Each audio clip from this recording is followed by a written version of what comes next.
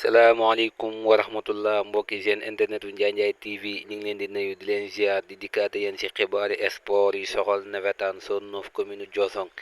mag si waroon a am tey ci diggante jamono bu Kébé Kouré ak jàppoo bu ñangeen dañ ko mujjee rapporté ndax jamono bu Kébé Kouré dañoo mujjoon a am décès ñu ngi ñaanal aji dem ji yàlla na ko yàlla yërëm taxaaree ko aljana di ñaan yéen ñëpp ngeen ñaanal ko ci commentaire yi deuxième match bi waroon a dox ci diggante Baobab ak jamono bu Kébé Anjou jamono bu Kébé Anjou mujjul ñëw Baobab daf ko mujjee forfait ginnaaw loolu ñu jàll ci match yi nga xamante moo war a am suba vendredi le 29 août 2025 jamono de Talen moo war a dalal Tabagui de Leeraan loolu mi ngi war a am 14h30 deuxième match bi war a dox ci diggante jamono FC bu Diossong ak Jokko bu Buuli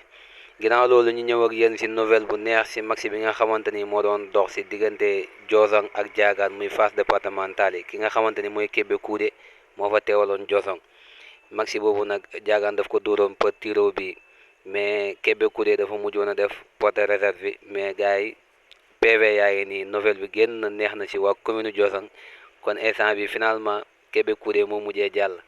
kon ñu ngi koy ñaar bu baax a baax bonne continuation yaakaar naa noonu la ko tubaab di waxee kon gars yi lii mooy xibaar yi ñu ngi leen di ñaan ngeen abonné partagé xam nga aimé vidéo yi